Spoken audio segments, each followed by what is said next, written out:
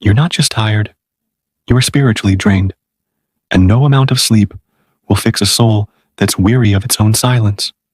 Welcome. You're here because you feel it too. That constant, quiet heaviness. You wake up tired, go to bed tired, and wonder why the rest never brings renewal. It's not your body that's exhausted. It's your spirit. Modern life tells you to push through, be strong, be productive. But there is a deeper voice, one you've silenced for too long. A voice that says, "This is not who I am." You see, fatigue of the soul is not caused by too much doing, but by too little being. You perform the roles: the employee, the parent, the friend, the achiever. But behind those roles lives the self you abandoned long ago. The self who knew peace before it knew pressure, who felt joy before judgment. The self you buried beneath expectations. When your outer life becomes a performance, your inner world collapses in silence. You are not here to fit in. You are here to remember. To remember the parts of you that were sacrificed to survive.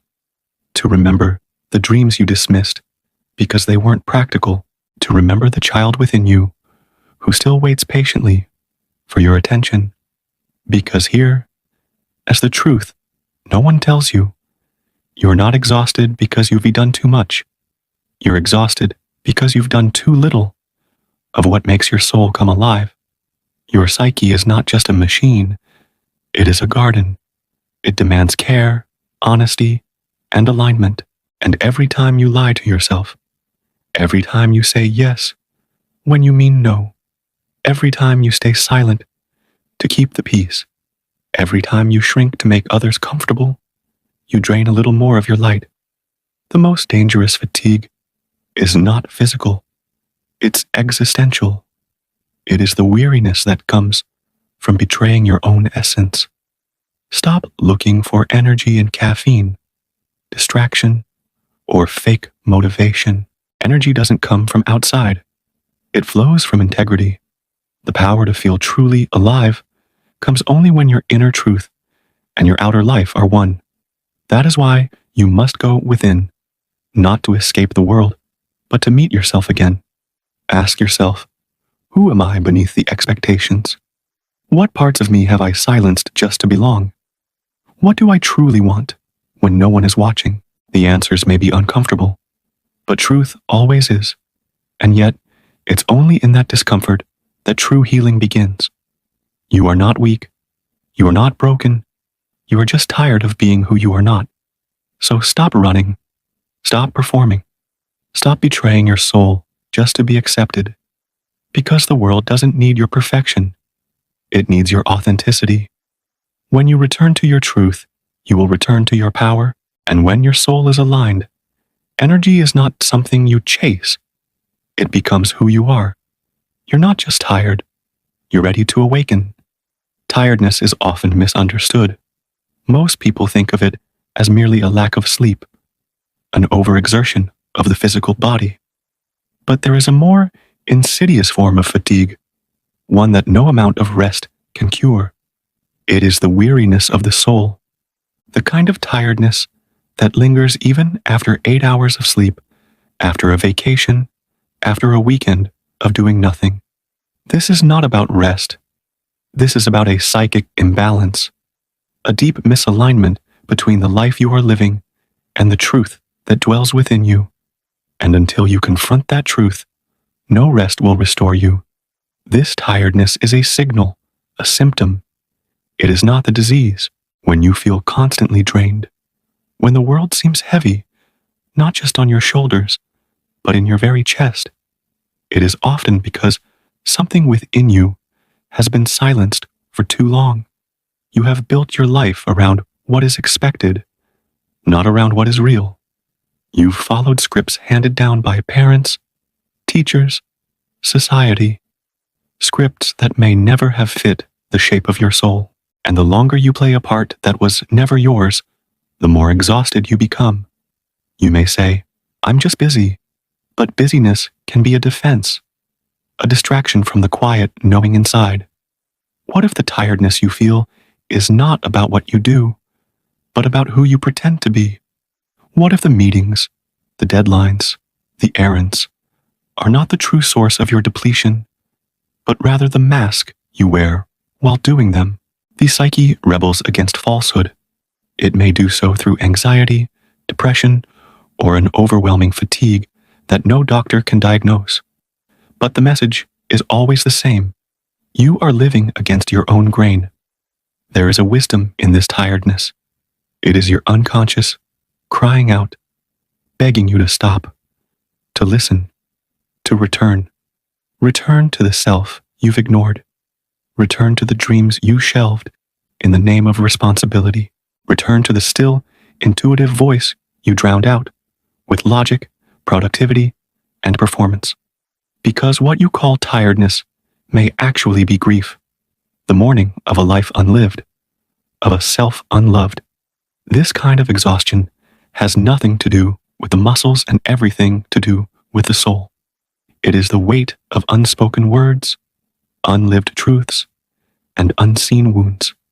It is the body carrying the emotional burden of decades, and the longer you avoid it, the heavier it becomes.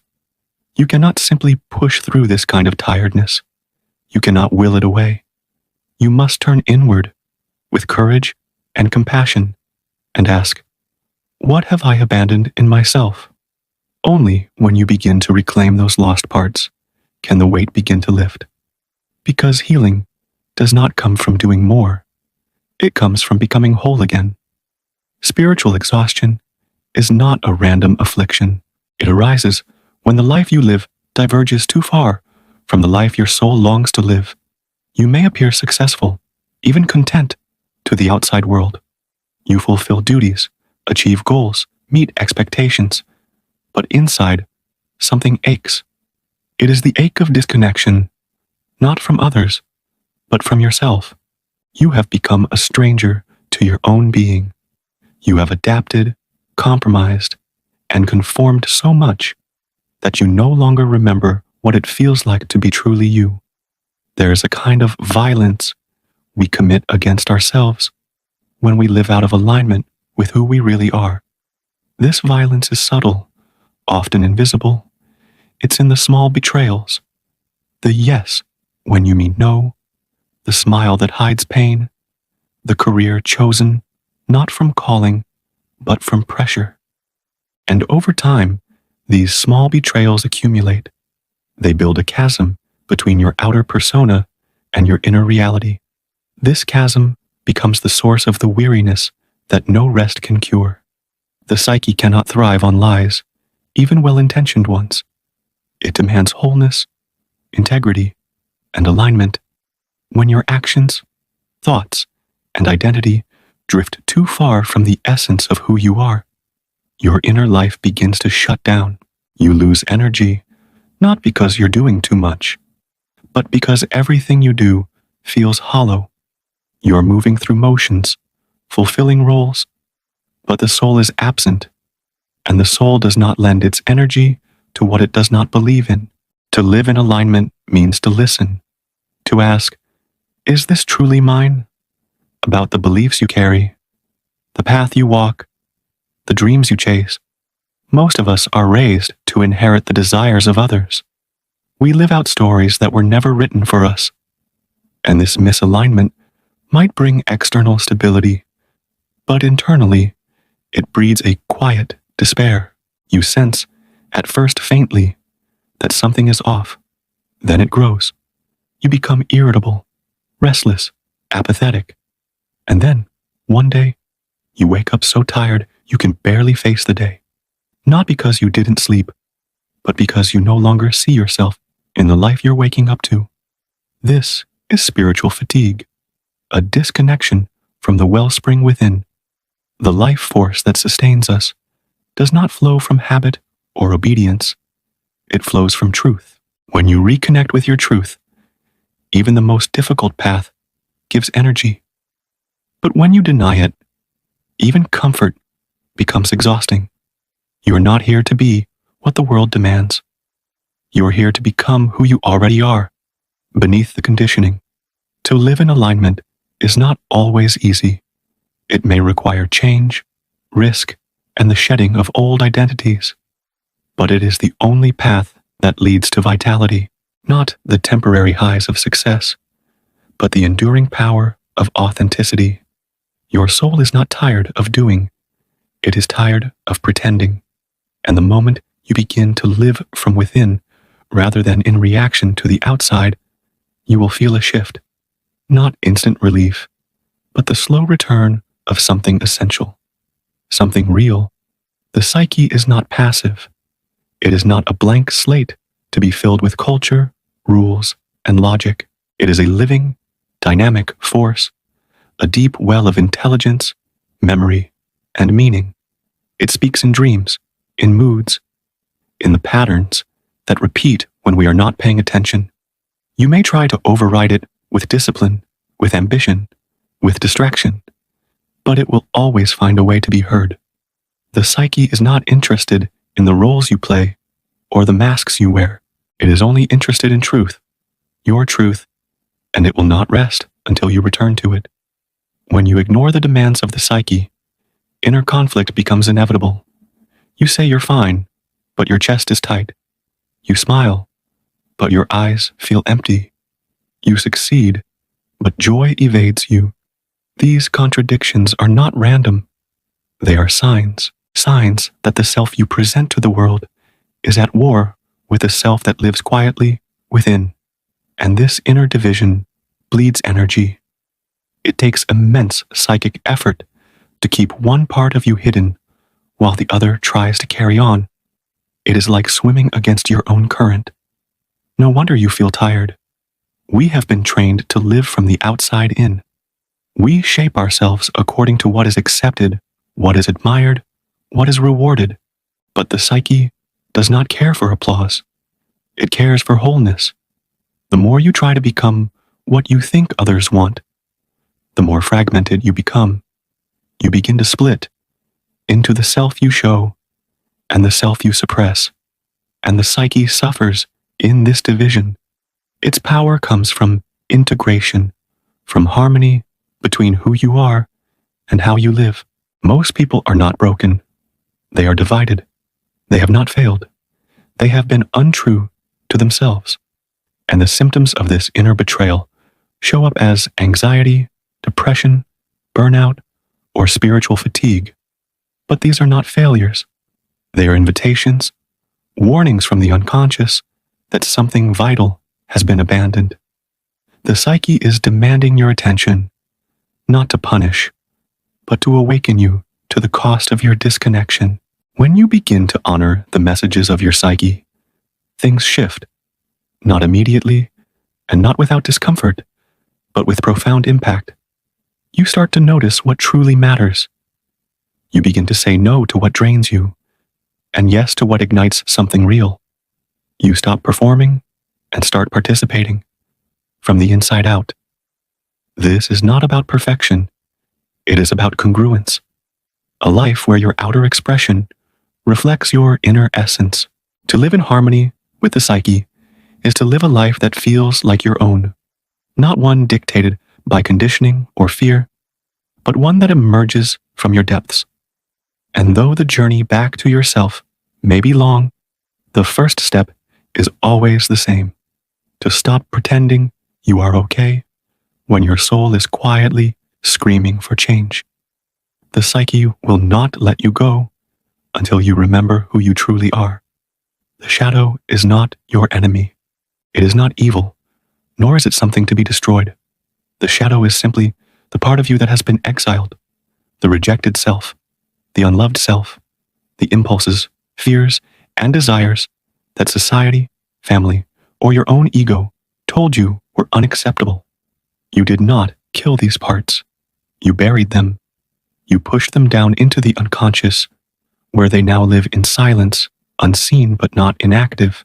And make no mistake, keeping them there requires energy. Immense, draining, soul-depleting energy. You were taught to be good, to be strong, polite, composed, productive, and in the process, the other parts of you, your anger, your grief, your wildness, your longing to be different, or locked away.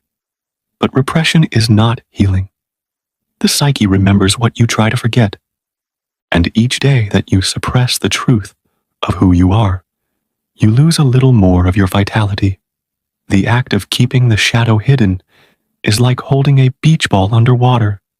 It demands constant pressure, constant effort, and the fear that, if released, it will burst to the surface and destroy everything. But the opposite is true. It is not the shadow that destroys you. It is your refusal to face it. What you deny controls you. What you fear becomes your master. The shadow does not weaken you when you acknowledge it. It strengthens you. It reconnects you to your full humanity. There is tremendous power in the parts of you you've disowned. Creativity, resilience, intuition, instinct. They all reside in the dark places you've learned to avoid. To meet the shadow is to reclaim yourself, not the idealized version you show to the world, but the whole self, raw and real. And yes, this confrontation may feel like death, the death of ego, of illusions, of the lies you've told yourself, but it is also a rebirth. When you make peace with what you've hidden, you no longer need to hide. You become free. It is ironic that we spend our lives running from what is already inside us. We perform, we people please, we conform, just to avoid the discomfort of our own reflection. But the longer you avoid your shadow, the more it haunts you. It shows up in your relationships, in your self-sabotage, in your unexplained exhaustion. You say you're tired. You say life feels heavy. But perhaps it is not life. It is the weight of pretending to be less than you are. You must go into the darkness if you wish to bring back the light. You must descend into the depths of your own psyche, not to become lost, but to find the parts of you that have been waiting to be seen. This is not a path for the faint of heart, but it is the only path that leads to real power, not power over others, but the inner power that comes from wholeness, the kind that cannot be taken, because it was never borrowed. It was always yours, waiting to be remembered. We have been misled, taught to believe that energy comes from doing more, achieving more, becoming more, that if we are tired, it is because we are lazy or unproductive. But the soul does not respond to the logic of machines. The human spirit does not run on the fuel of checklists or accomplishments. Real energy, the kind that awakens you, that animates you, that makes you feel vividly alive, does not come from endless activity. It comes from meaning, from purpose, from the alignment of your being with something greater than survival. So many are exhausted, not because their schedules are full, but because their days are empty of meaning. You wake up, go through the motions, and wonder why you feel depleted. But it is not time that is slipping through your fingers. It is your essence. The hours are not the enemy. The lack of soul in those hours is what drains you. A day spent chasing tasks may look successful from the outside, but inside it can feel like starvation. The psyche hungers for significance. It craves connection to self, to others, to something that feels real. We confuse stimulation with purpose. We stay busy, surrounded by noise, endlessly distracted, hoping that movement will mimic direction. But the soul cannot be fooled. It knows when you are moving toward your truth, and when you are simply circling around it. The body tires from overuse, but the spirit tires from underuse, from the neglect of its deeper call. You must ask yourself not just, what am I doing, but why am I doing it? Is your effort feeding you or depleting you? Are you building something that reflects your essence, or simply adding more bricks to a wall that keeps your true self imprisoned? There is no lasting energy in a life that is disconnected from its core. You may feel adrenaline, you may feel stress, but that is not vitality. It is urgency masquerading as aliveness. True energy is quiet. It does not scream. It does not push. It flows. It emerges when you step into a life that honors your inner voice rather than silencing it. Purpose is not always grand. It is not always visible. Sometimes it is the simple act of doing what feels true, of saying what you mean, of following the tug in your heart that defies logic but knows the way. People often wait for rest to restore them, but rest cannot revive a life devoid of purpose. You can sleep for 12 hours and still wake up feeling empty if your days are spent in betrayal of what you deeply value.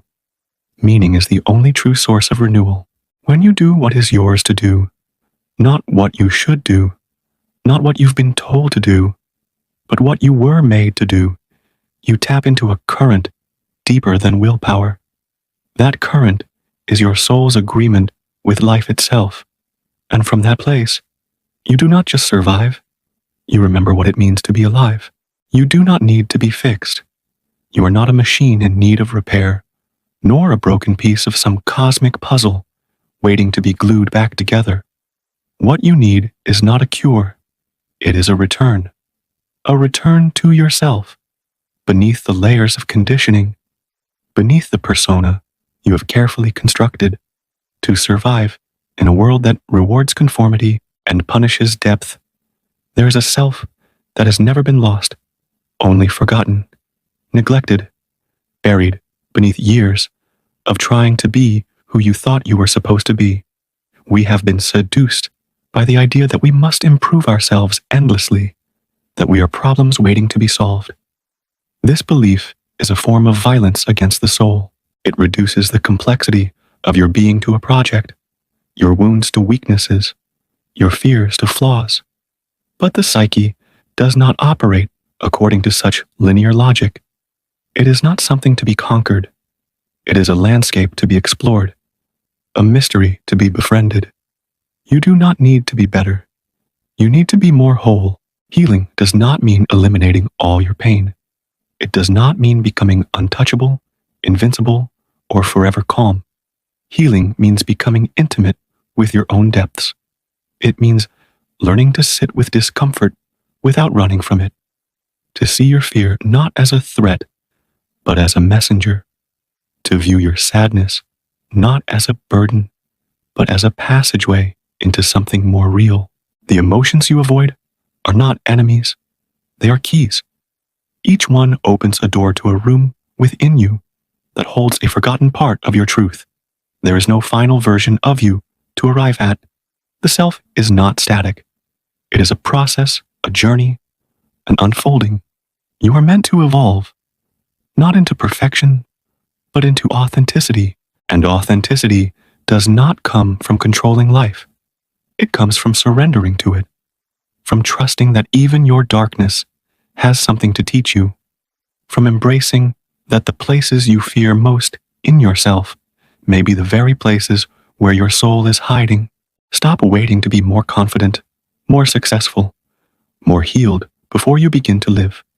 The idea that you must arrive at some imagined state of completeness before you can be worthy of love, purpose, or peace is a lie. It is a prison made of mirrors, always reflecting what you are not, never what you are. Wholeness begins when you choose to stop running from your own reflection and dare to look at yourself with honest eyes. Not to judge, not to condemn, but to recognize, to say, this too is part of me, even the shame, even the rage, even the longing.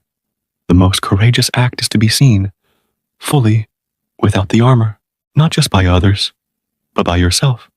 To stand in front of the mirror and see not a list of flaws to fix, but a living soul shaped by pain and perseverance, by shadow and light, by the 1,000 silent battles you fought when no one was watching. The moment you stop striving to become someone else and begin the work of remembering who you are, the exhaustion begins to lift, not because you are suddenly cured, but because the endless war against your own nature begins to end. The world may not make space for this truth. It may continue to tell you to be smaller, quieter, safer, but you must not listen. The voice of the soul is not loud, but it is constant. It does not shout over the noise of culture. It whispers beneath it, and if you dare to be still long enough, you will hear it. It may not tell you what to do, but it will tell you where to begin. Right here, where you are. Not in some imagined future, not in some perfected version of yourself, but in this moment, raw, real, unfinished. There is a quiet revolution that begins when you reclaim the parts of yourself you were taught to abandon.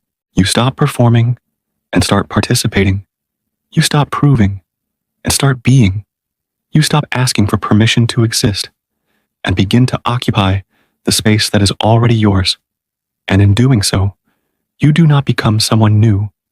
You become someone true. This is not the work of a single day or even a single lifetime. It is the work of becoming fully human. To return to yourself is to trust the intelligence of your own being. To know that you do not need to be more, only more you. Not the you that plays roles or meets expectations, but the you that exists in silence, in dreams, in the still moments between breaths. That self has been waiting, not for your perfection, but for your presence.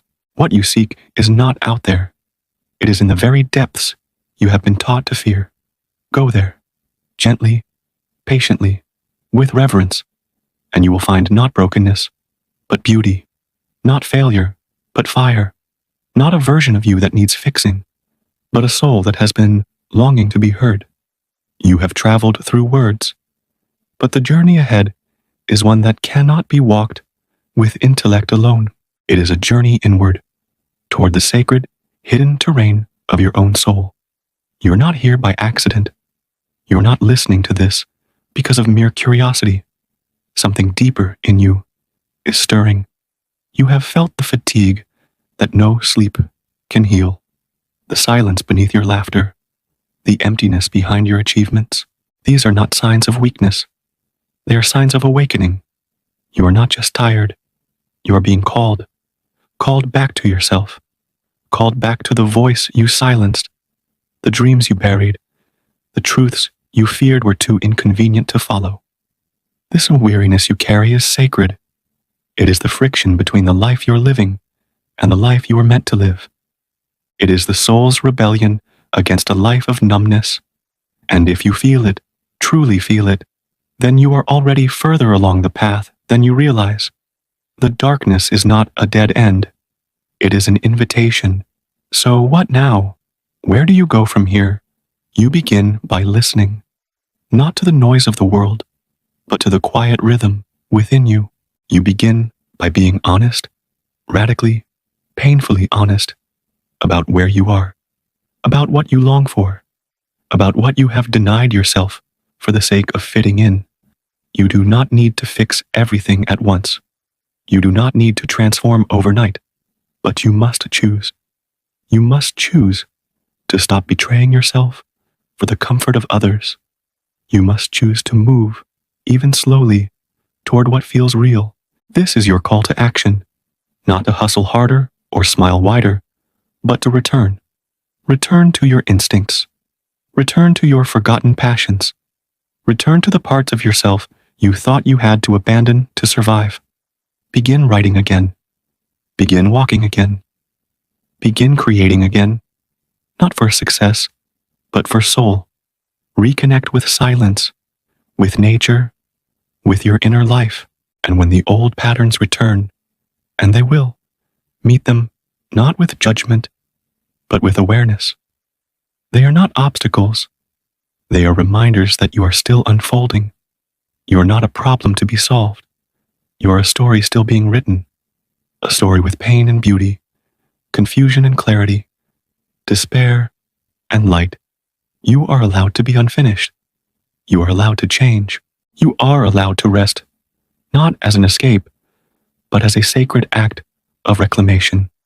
Let your rest become a ritual of remembering. Let your stillness become the soil where your truth takes root. And when you doubt, because doubt is inevitable, remember this.